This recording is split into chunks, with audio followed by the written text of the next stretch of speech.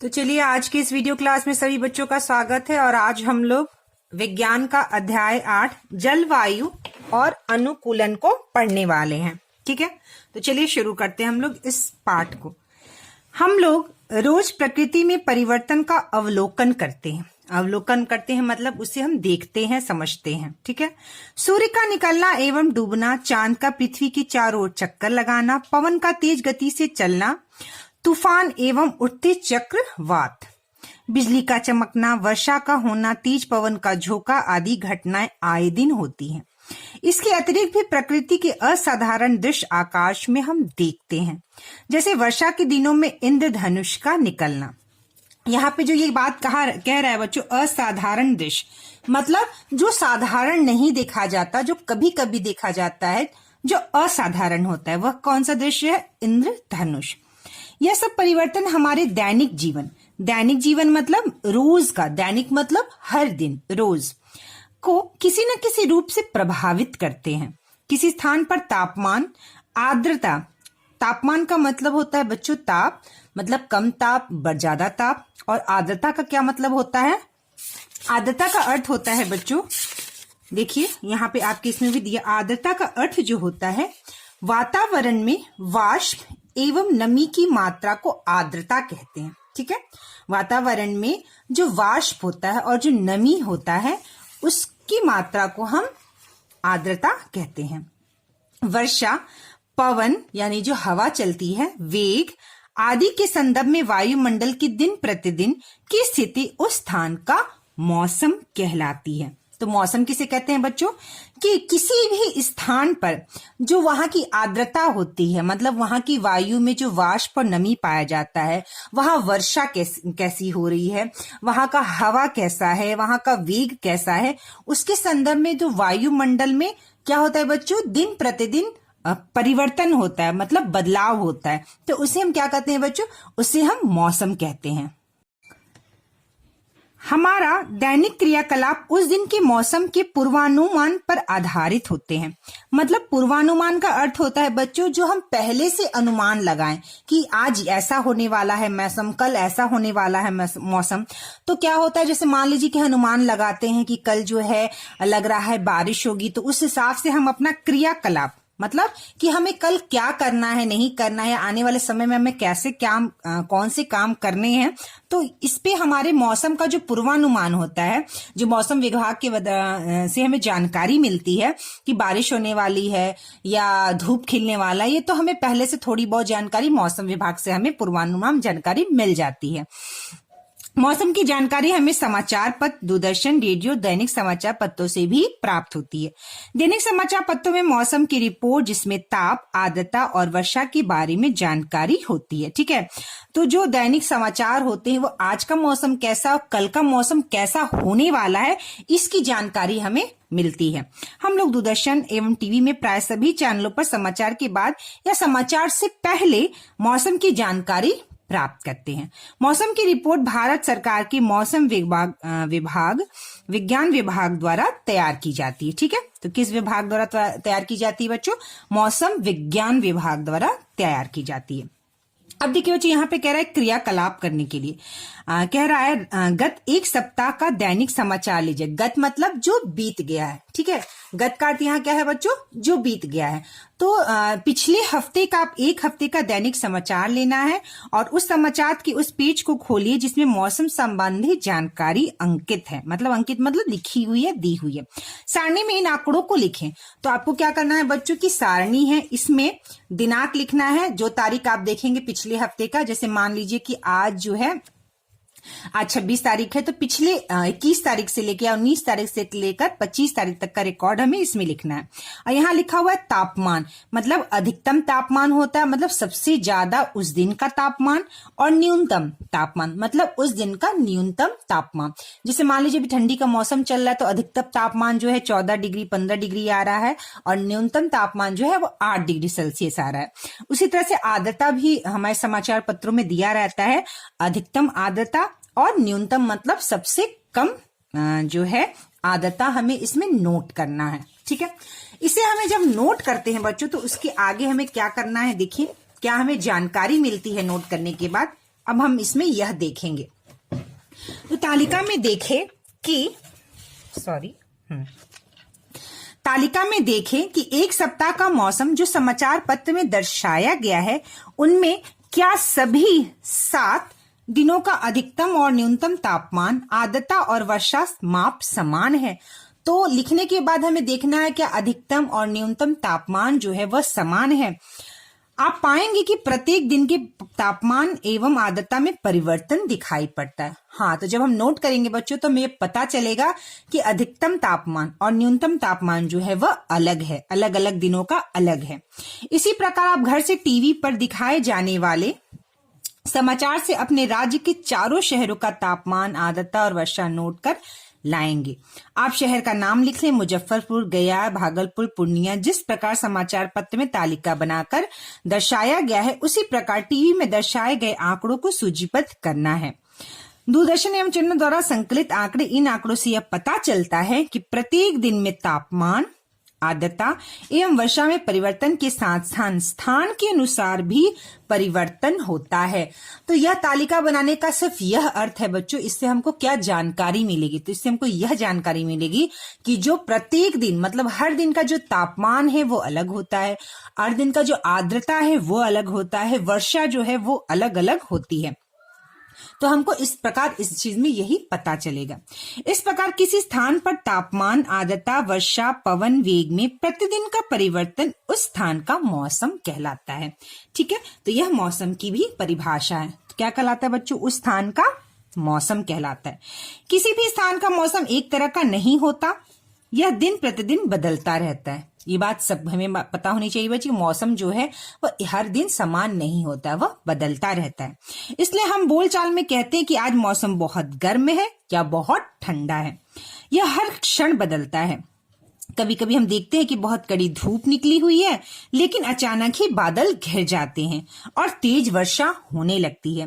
मौसम के विभिन्न अंगों की जानकारी का संग्रह हम ग्राफ के द्वारा भी कर सकते हैं। तो देखिए बच्चों, यहाँ पर ग्राफ दिया हुआ है। ठीक है, देखिए बच्चों, यहाँ पर ग्राफ दिया हुआ है और यहाँ पे लिखा हुआ है अधिकतम तापमान। ठीक है, और यहाँ पर दिनांक लिखा है। यानी कि अगर आप देखें तो तापमान जो है बच्चों 25 डिग्री, 30 डिग्री, 35, 40, 45 डिग्री तक यहाँ आंकड़ा बनाया हुआ है। अब देखिए 1/5/12 यानी 1 तारीख को 5वें महीने में और 2012 में, ठीक है, 12 में जो तापमान था वह कितना था? तो ये देखिए 35 है, 35 से थोड़ा ऊपर जाएंगे तो करीब करीब 37 डिग्री है। ठीक है, 2 तारीख को तापमान जो है बच्चों यहाँ पर अगर आप यहाँ पर देखिए कैसे देखते हैं इसको, यह जहां पर यह दोनों लाइन कटती है वह इसका तापमान हुआ। तो यह 35 डिग्री सेल्सियस पे यहाँ पे दोनों लाइन पे कट रही है। तो 2 तारीख को 35 डिग्री तापमान था।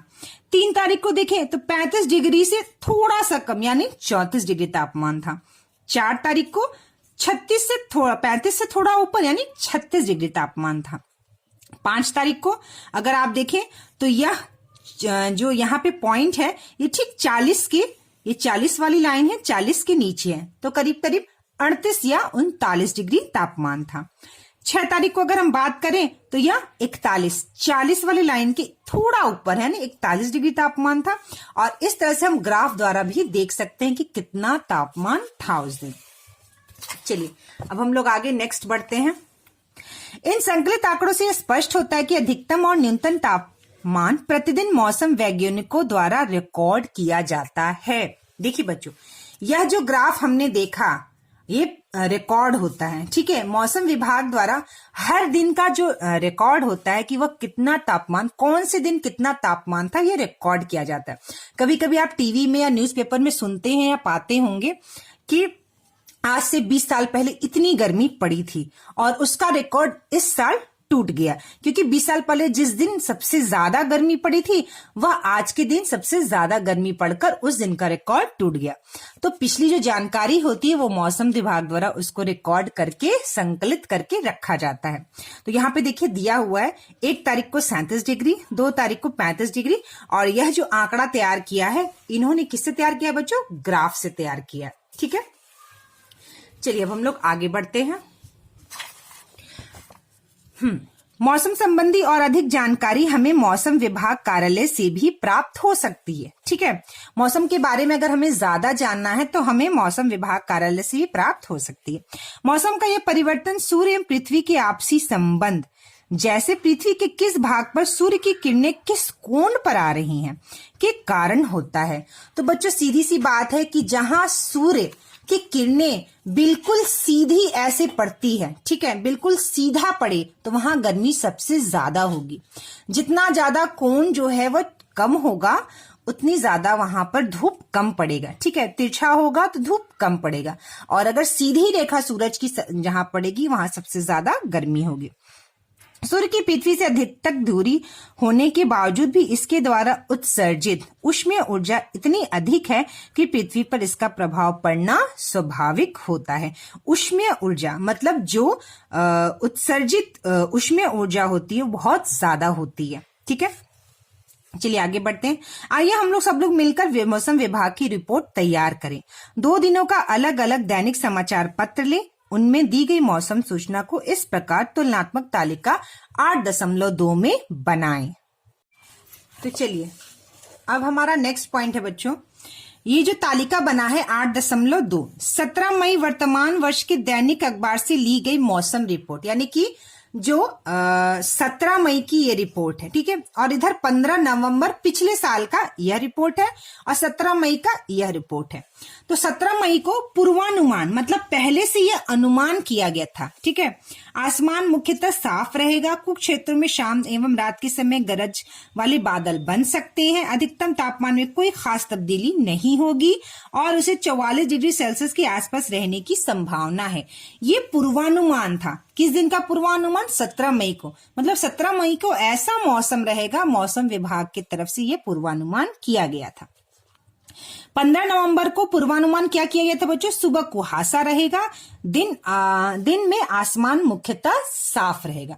तो यह पूर्वानुमान किया गया था, माने पहले से यह अनुमान बताया गया था, लगाया गया था कि मौसम ऐसा रहेगा। ठीक है, अब देखिए अधिकतम तापमान 44.7 डिग्री बोला गया था, 44 रहेगा, लेकिन हुआ कितना? 44.7 डिग्री। तो यह थोड़ा बहुत ऊपर नीचे होता है अनुमान के हिसाब से। न्यूनतम तापमान 28.3, आर्द्रता 41%, आर्द्रता शाम को 33%, सूर्योदय 4:10, सूर्यास्त का टाइम, चंद्रोदय मतलब चंद्र के निकलने का टाइम, और चंद्र के न दिखने का, चंद्रास्त का टाइम मतलब चंद्रमा न दिखने का टाइम। यहाँ अधिकतम तापमान 26 डिग्री और न्यूनतम 16.3। तो यह आंकड़ा जो है यह 17 मई का और यह 15 मई का आंकड़ा है। दोनों रिपोर्टों के आधार पर निम्नलिखित जानकारियों का अनुमान लगाएं तथा तालिका में लिखें। तो ये जो आपको जानकारी मिली है बच्चों, यही जानकारी हमें क्या करना है, यहाँ बच्चों तालिका में हमें लिखना है। ठीक है, क्या करना है बच्चों? यहाँ तालिका में हमें इसे लिखना है। तो देखिए बच्चों, यहाँ पे जो तालिका दी गई है, यहाँ पे नवंबर वर्तमान वर्ष, मई अगले वर्ष। ठीक है, तो नवंबर वर्तमान वर्ष जो है वह हमें पेपर, यानी इस साल जो नवंबर बीता है उस दिन का, किसी दिन का भी पेपर निकालकर हम देखेंगे कि तापमान, किसी भी दिन का देखेंगे कि तापमान अधिकतम क्या है उसे यहाँ नोट करेंगे, और न्यूनतम तापमान माने कम जो तापमान था उसे नोट करेंगे। किसी भी दिन सूर्योदय कब हुआ, ठीक है, और सूर्यास्त कब हुआ, चंद्रोदय कब हुआ और चंद्रास्त कब हुआ, इसे हम पेपर से नोट करके लिखेंगे। अब यहाँ पे दे रहा है कि यह भी पता लगाए 15 नवंबर का दिन कैसा था। तो देखिए 15 नवंबर के दिन कैसा था बच्चों? 26 डिग्री सेंटीग्रेड जो है अधिकतम तापमान था, और 17 मई का दिन कैसा था? 44.7 डिग्री। तो 44.7 डिग्री का अर्थ हुआ बच्चों कि 17 मई का दिन कैसा था? बहुत गर्म। तो हम यहाँ लिखेंगे 17 मई का दिन कैसा था बच्चों? बहुत गर्म। और 15 नवंबर का दिन कैसा था? तो हम यहाँ पे लिख सकते हैं बहुत गर्म की अपेक्षा कम गर्म था। ठीक है, कम गर्म था। किस दिन सबसे ज्यादा तापमान था? तो हमें देखना पड़ेगा बच्चों कि उस दिन 15 नवंबर यानी नवंबर माह में कौन सा दिन सबसे ज्यादा तापमान था। आप उस दिन 12 बजे कहाँ थे और क्या कर रहे थे, ये खुद को लिखना, और हम ये पेपर में देखकर कि किस दिन क्या तापमान था हम पेपर से जानकारी ले सकते हैं, या नेट से भी हम जानकारी निकाल के इसमें हम लिख सकते हैं। चलिए नेक्स्ट पॉइंट है हमारा बच्चों जलवायु। तो जलवायु किसे कहते हैं? तापमान, आर्द्रता और अन्य कारक मौसम के घटक हैं। तो मौसम के कौन कौन से घटक होते हैं बच्चों? तापमान, आर्द्रता, ठीक है, और अन्य कारक। तो तापमान और आर्द्रता जो होते हैं वह मौसम के घटक होते हैं। प्रतिदिन मौसम संबंधी आंकड़ों तथा अनेकों दशकों के मौसम के रिकॉर्ड मौसम वैज्ञानिकों द्वारा सुरक्षित रखे जाते हैं। ठीक है, तो जो मौसम के आंकड़े होते हैं उन्हें वैज्ञानिक सुरक्षित रखते हैं। इसी मौसम पैटर्न के से किसी स्थान के जलवायु का पता चलता है। ठीक है, तो जलवायु किससे संबंधित होता है बच्चों? मौसम से संबंधित होता है। ठीक है, तो वहां का मौसम कैसा है यह पता करने के बाद हम वहां की जलवायु कैसी यह पता करते हैं। हमारे यहाँ जलवायु आमतौर से उष्ण कटिबंधीय है। ठीक है, कैसी है जलवायु बच्चों? उष्ण कटिबंधीय। ठीक, उष्ण कटिबंधीय का अर्थ होता है कि गर्म है। ठीक है, उष्ण का मतलब होता है हीट। तो हमारे यहाँ का जो जलवायु है वह उष्ण कटिबंधीय यानी गर्म है। यह आमतौर पर मानसून पर निर्भर करती है। यहाँ 4 ऋतुएं होती हैं। शीत ऋतु जनवरी फरवरी, ग्रीष्म ऋतु मार्च मई को कहते हैं, वर्षा ऋतु, उसके बाद दक्षिण पश्चिमी मानसून का मौसम, और दक्षिणी पश्चिमी मानसून का मौसम कब होता है? जून और सितंबर, और मानसून पश्चात ऋतु अक्टूबर दिसंबर। तो यह हमारे यहाँ की 4 ऋतुएं होती हैं। ठीक है, हमारे यहाँ की जलवायु 2 प्रकार की मानसून हवाओं का प्रभाव पड़ता है। तो हमारे यहाँ का जो जलवायु होता है वह 2 तरह के मानसून की हवाओं का प्रभाव पड़ता है। तो अगर बच्चों अगर आप कहें कि जलवायु, अगर सरल भाषा में कहें कि जलवायु किसे कहते हैं, तो जलवायु किसी जगह या किसी इलाके का एक औसत मौसम होता है। ठीक है, औसत मौसम मतलब एक ऐसा मौसम जो लंबे समय तक बना रहता है, उसे वहां की जलवायु कहते हैं। ठीक है, तो यहाँ पे जलवायु जो है हमारे यहाँ 2 प्रकार की मानसून हवाओं का प्रभाव पड़ता है। उत्तर पूर्वी मानसून, कौन कौन सा मानसून है बच्चों? उत्तर पूर्वी मानसून और दक्षिण पश्चिम मानसून। उत्तर पूर्वी मानसून को आमतौर पर शीत मानसून भी कहा जाता है। जिस स्थान का तापमान अधिकांश समय उच्च रहता है तो हम कहते हैं उस स्थान की जलवायु गर्म है। ठीक है, तो जहां का तापमान ज्यादा रहता है ज्यादा समय तक, तो वहां का जलवायु कैसा होता है बच्चों? गर्म होता है। यदि इसके अतिरिक्त उस स्थान पर अधिकांश दिनों में भारी वर्षा भी होती है तो हम कहते हैं कि उस स्थान की जलवायु गर्म और आर्द्र है। मतलब वर्षा हो रही है तो नमी रहेगी हवा में, तो हम क्या कहेंगे बच्चों? गर्म और आर्द्र है। यदि हम भारत के 2 शहरों, एक श्रीनगर जम्मू कश्मीर, दूसरा चेन्नई, दूसरा कौन सा बच्चों? दूसरा चेन्नई के औसत तापमान की गणना करें और उनका तुलनात्मक रिकॉर्ड तैयार करें तो हम उस स्थान की जलवायु का पता चल जाएगा। ठीक है, तो चेन्नई जो होता है बच्चों वो बहुत गर्म होता है और जम्मू कश्मीर जो है वह ठंड कम, वहां की जलवायु ठंड जैसी है। चलिए, जलवायु जंतुओं में अनुकूलन। ठीक है, तो जलवायु जो किसी जगह का मौसम होता है और वहां के जो जंतु होते हैं उनमें अनुकूलन कैसा होता है? अनुकूलन का अर्थ होता है कि वो मौसम के हिसाब से, वहां की जलवायु के हिसाब से वह अपने आप को किस तरह ढालते हैं अपने रहने के लिए, उसे हम अनुकूलन कहते हैं। आपने पिछली कक्षा में कुछ जंतुओं के अनुकूलन के बारे में पढ़ा है। जंतु किस प्रकार से विभिन्न क्षेत्रों और अलग अलग जलवायु के अनुसार अनुकूलित हैं, मतलब अपने आप को ढाल के रखे हुए हैं। अब हम विभिन्न जलवायु के जंतुओं के अनुकूलन के बारे में चर्चा करेंगे। तो हम लोग जंतुओं के बारे में अब चर्चा करेंगे। किसी क्षेत्र की जलवायु जंतुओं पर गहरा प्रभाव डालती है। जंतु उन स्थितियों में जीने के लिए अनुकूलित होते हैं। ठीक है, जीने के लिए मतलब उनको वहां रहना है, उनको वहां जीना है और उस हिसाब से वह अपने आप को, अपने जीवन को ढालते हैं कि वह अच्छे से वहां सरवाइव कर सके। जंतुओं का यह लक्षण आचरणीय या रचनात्मक भी हो सकते हैं। जंतुओं का झुंड या समूह में चलना यह आचरणीय अनुकूलन है जो उन्हें लुटेरे या दुश्मनों के समूह से बचाता है। ठीक है, तो जो जंतु देखते हैं कि समूह में चलते हैं तो वह भी एक कारण है। क्यों समूह में चलते हैं? क्योंकि जो लुटेरे होते हैं और दुश्मनों से अपनी रक्षा करने के लिए वह समूह में और यूनिटी बनाकर वह चलते हैं। आपने मरुस्थलीय जंतु ऊंट के बारे में पिछली कक्षा में पढ़ा है। तो मरुस्थलीय जंतु क्या होता है बच्चों? मरुस्थलीय जंतु होता है मतलब रेगिस्तान। मरुस्थल जो होता है वो हम रेगिस्तान को बोलते हैं, ठीक है। तो जो जंतु ऊंट के बारे में हम लोग पिछली कक्षा में क्या कर चुके हैं बच्चों, पढ़ चुके हैं। अब आप नीचे के चित्र को देखकर उसके बारे में बताइए और चर्चा कीजिए। ऊंट के नाक और आंख की क्या विशेषता है? ऊंट को मरुस्थल का जहाज क्यों कहा जाता है? ऊंट के पैर लंबे क्यों होते हैं? ऊंट की शारीरिक रचना के ये सब गुण मरुस्थलीय प्रदेशों की जलवायु के अनुसार रचनात्मक अनुकूलन है। ठीक है, क्या है बच्चों? रचनात्मक अनुकूलन है। तो बच्चों ऊंट के पैर लंबे क्यों होते हैं? देखिए बच्चों, ऊंट के पैर लंबे इसलिए होते हैं कि रेगिस्तान जो होता है वो बहुत गर्म होता है, ठीक है।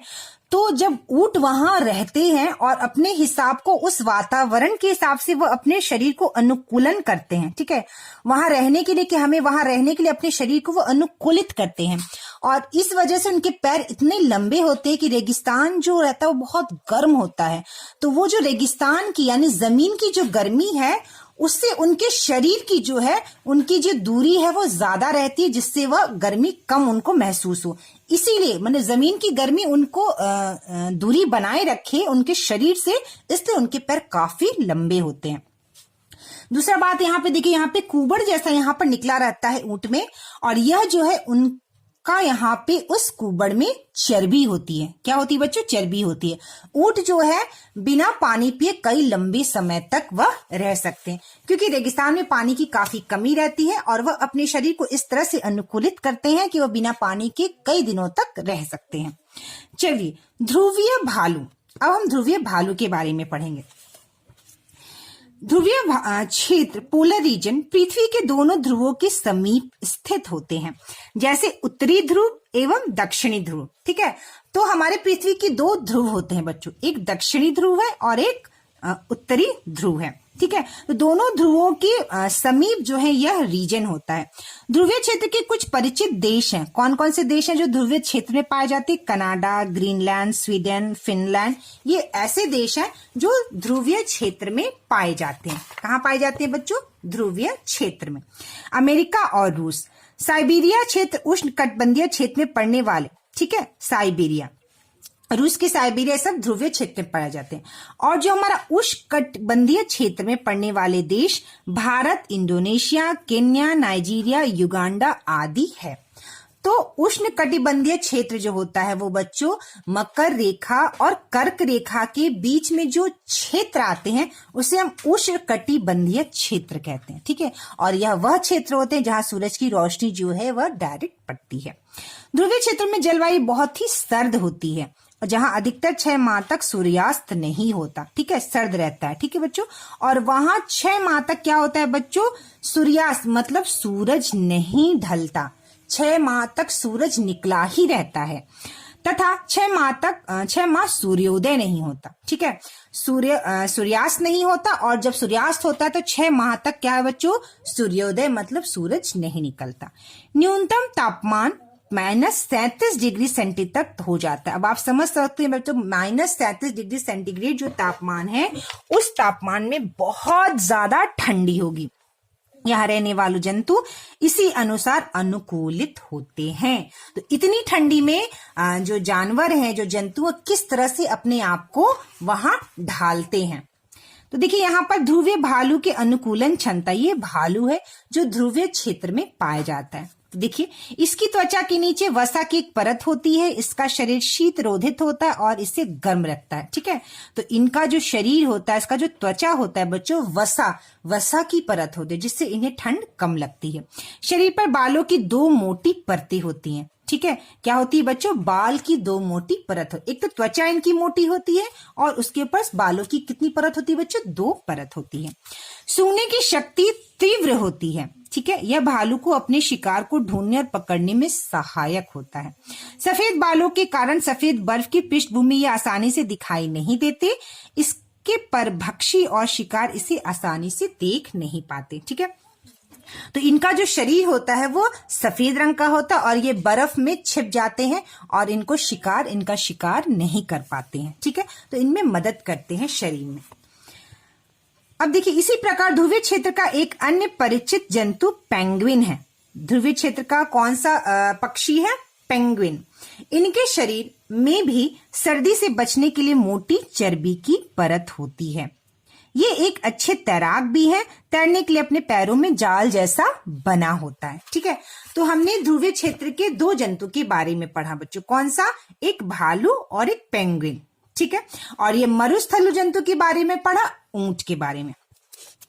इस क्षेत्र में रहने वाले अन्य प्रकार के प्राणी भी हैं, जैसे मछलियां, कस्तूरी मृग मतलब मोर, रेंजियर, लोमड़ी, सील, व्हेल, अन्य प्रकार की पक्षी सम्मिलित हैं। ठीक है, तो इस क्षेत्र में और ये सारे जंतु भी पाए जाते हैं। मछली ठंडे समय तक जल में रह सकती है, जबकि पक्षियों को जीवित रहने के लिए अपने शरीर को गर्म रखना आवश्यक होता, इसलिए वे अधिक सर्दी आते ही गर्म स्थानों की ओर चले जाते हैं। ठीक है, तो ये जो मछली है ये ध्रुवीय क्षेत्र मतलब वहां ठंडी रहती है, तो ये पानी में रह सकते हैं, लेकिन और जो पक्षी होते हैं बच्चों वो क्या करते हैं, वो गर्म स्थान पर चले जाते हैं।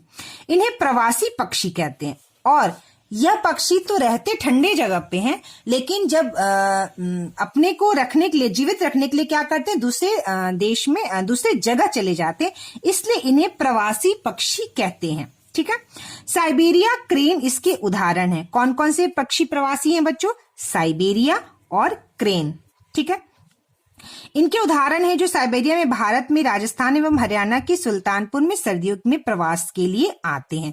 तो यहाँ उदाहरण दिया गया है जो साइबेरिया से भारत में, साइबेरिया से कहाँ आते हैं बच्चों? भारत में आते हैं, राजस्थान एवं हरियाणा के सुल्तानपुर में सर्दियों में प्रवास के लिए आते हैं, तो इन्हें प्रवासी पक्षी कहते हैं। ठीक है, क्या कहते हैं बच्चों? इसे प्रवासी पक्षी कहते हैं। तो चलिए हमारा नेक्स्ट टॉपिक है बच्चों यहाँ पे उष्ण कटिबंधीय क्षेत्र में जंतुओं में अनुकूलन। हमारा देश उष्ण कटिबंधीय क्षेत्र में आता है। यहाँ की जलवायु सामान्यतः गर्म और नम रहती है। नम मतलब नमी। ठीक है, नमी, नम का अर्थ होता है नमी युक्त, यानी कि हवा में पानी की मात्रा। इसके कारण यहाँ के वर्षावन घने पेड़ों से भरे रहते हैं। ठीक है, यहाँ पे पेड़ कैसे बच्चों? घने हैं। यहाँ जैव विविधता भी काफी पाई जाती। देखिए बच्चों, विविधता का अर्थ होता है अलग अलग। ठीक है, विविधता मतलब अलग अलग। तो जैव विविधता, तो यहाँ जितने भी जीव जंतु होते हैं, हमारा जो पारिस्थितिक तंत्र है, सभी जीव जंतुओं के बीच में पारस्परिक संबंध होता है और ये परिवर्तनशील होता रहता है। ठीक है, और इनके बीच बहुत सारी प्रक्रियाएं होती हैं, तो इसे जैव विविधता एक तरह से कहते हैं।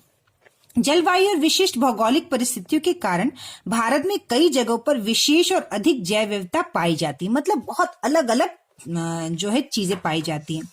इन्हें बायोडाइवर्सिटी हॉट स्पॉट्स माना जाता है। इसके कुछ उदाहरण है नंदा देवी, नीलगिरी, जैव मंडल, पश्चिम तटीय सह्याद्री और उत्तर पूर्वी हिमालय क्षेत्र। ठीक है, हॉट स्पॉट्स मतलब यहाँ के इसे हॉट स्पॉट माना, माने यहाँ पे सबसे ज्यादा। हॉट स्पॉट्स का मतलब होता है बायोडाइवर्सिटी, जैव विविधता को इंग्लिश में हम बायोडाइवर्सिटी कहते हैं। ठीक है, तो बहुत ज्यादा विविधता यहाँ पाई जाती है। कहाँ पाया जाता है बच्चों? नंदा देवी, नीलगिरी, जैव मंडल, पश्चिम तटीय और उत्तर पूर्वी जो हिमालय क्षेत्र है, वहां उत्तर जो पूर्वी जगह है वहां पे सबसे ज्यादा जैव विविधता पाई जाती है। जलवायु और पहाड़, ऊंचाई, बारिश की मात्रा जैसे भौगोलिक कारणों से हमारे देश में बहुत विविधता पाई जाती है। क्यों? क्योंकि यहाँ की जलवायु, यहाँ के पहाड़, ऊंचाई, बारिश की मात्रा, भौगोलिक कारणों की वजह से जैव विविधता पाई जाती है। जैसे वर्षावन, वर्षावन का अर्थ होता है बच्चों ऐसे जंगल जहां वर्षा ज्यादा होती है। पतझड़ वन, ऐसे वन जहां पे गर्मियों के मौसम में किसी भी एक मौसम में वहां के पत्ते झड़ जाते हैं। शुष्क वन, शंकुधारी वन और मरुभूमि वन। तो शंकुधारी और शुष्क वन वह होते हैं जहां पे जो पेड़ जो होते हैं बच्चों, वह जो नुकीले शंकु के शेप के, मतलब शंकु जो होता है ना, शंकु हम इंग्लिश में कोन कहते हैं, शंकु के आकार के पेड़ होते हैं। जैसे क्रिसमस का ट्री शंकु का आप पेड़ कह सकते हैं। तो शंकुधारी जो पेड़ होते हैं, जो इस तरह से जो है कोन के आकार के होते हैं, जो ऊपर से कोन जैसे बने होते हैं और नीचे चौड़े होते हैं। ठीक है, इस तरह के जो पेड़ होते हैं उन्हें शंकुधारी वन कहते हैं और ये हिमालय के क्षेत्र के आसपास ज्यादा पाए जाते हैं। तो ऐसे वन हो गए। मरुभूमि वन जो रेगिस्तान में होते हैं। तो इस तरह के वन जो होते हैं, तरीके के वनों से अलग अलग जंतु और वनस्पतियां पाई जाती हैं। तो अलग अलग वन में अलग अलग जंतु पाए जाते हैं। इसी कारण भारत में इतनी सारी जैव विविधता दिखाई देती है। हर भाग में जलवायु के कारण वनस्पति और प्राणियों में कई सारे अनुकूलन पाया जाता है। यहाँ हम कुछ उदाहरण देखेंगे। एशिया और विशेषकर भारतीय महाद्वीप में बंदरों की कई सारी प्रजातियां पाई जाती हैं। वैसे बंदर सभी खंडों में पाए जाते हैं, पर वे भारतीय उपखंड में इनमें सबसे ज्यादा विविधता और अधिक संख्या में पाए जाते हैं। ठीक है, तो बंदरों की जो विविधता है, मतलब अलग अलग तरह की जो है बंदर बहुत भारी संख्या में हमारे यहाँ पाए जाते हैं। तो जैव विविधता का अर्थ सिंपल यही हो गया कि बहुत ज्यादा अलग अलग तरह का देखने को मिलता है। हनुमान लंगूर यह भारतीय बंदरों में सबसे अधिक पाया जाता है। यह बंदर कन्याकुमारी से हिमालय के फुट हिल्स तक और राजस्थान के रेगिस्तान से उत्तर पश्चिमी की घनी वर्षा वनों तक सभी क्षेत्रों में पाए जाते हैं। ठीक है, हिमालय में भी ये पाए जाते हैं और उत्तर पश्चिम रेगिस्तान की तरफ भी यह पाए जाते हैं। विभिन्न जगह कुछ स्थानीय विभिन्नताएं होती है, पर मुख्यतः ये काले या हल्के काले होते हैं। इनके लंबे हाथ, बहुत लंबी पूंछ, छोटा अंगूठा और लंबे पैर होते हैं। वर्षा वनों में जीवित रहने के लिए पूर्णतः अनुकूलित हैं। ठीक है, वर्षा वन में ये रह लेते हैं। ये तरह तरह की चीजें खाते हैं। कोई विशेष पोषण न होने के कारण सभी तरह के जंगलों में जिंदा रह सकते हैं। ठीक है, ये बहुत तरह की चीजें खाते हैं, बहुत तरह के जंगलों में जिंदा रह सकते हैं। इसके लिए पेड़ों की ऊंची ऊंची डालियों पर चढ़ना जरूरी है, जिसके लिए लंबे हाथ, पैर और लंबी पूंछ उपयुक्त साबित होती है। ठीक है, तो यह अलग अलग जंगलों में रहते हैं, इनमें बहुत सारी विविधता पाई जाती है और इन्हें फल जो खाने होते हैं पेड़ के, और फल खाने के लिए इन्हें पेड़ों पे कूदना होता है, जिसकी वजह से इनके पैर हाथ काफी लंबे लंबे होते हैं और ये अपने शरीर को उसी तरह से ढाल लेते हैं। ये चार पैरों पर चलते हैं, पर चलने से ज्यादा कूदना पसंद करते हैं। एक टहनी से दूसरी टहनी पर आसानी से और तेजी से कूद सकते हैं। इनके जांघ की हड्डी की संरचना इस काम के लिए खास उपयुक्त होती है। हनुमान लंगूर हमेशा टोलियों में रहते हैं और टोलियों में खाना ढूंढते हैं। अन्य बंदरों के नाम क्या कहें बच्चों? उदा, रीसस या मकॉक की अपेक्षा ये कई बार जमीन पर उतर जाते हैं और जमीन के फल फूल तथा छोटे मोटे प्राणी खाते हैं। तो कभी कभार पेड़ से नीचे उतर के जो छोटे छोटे प्राणी होते, जंतु होते, उन्हें क्या करते हैं बच्चों? इसे खाते हैं।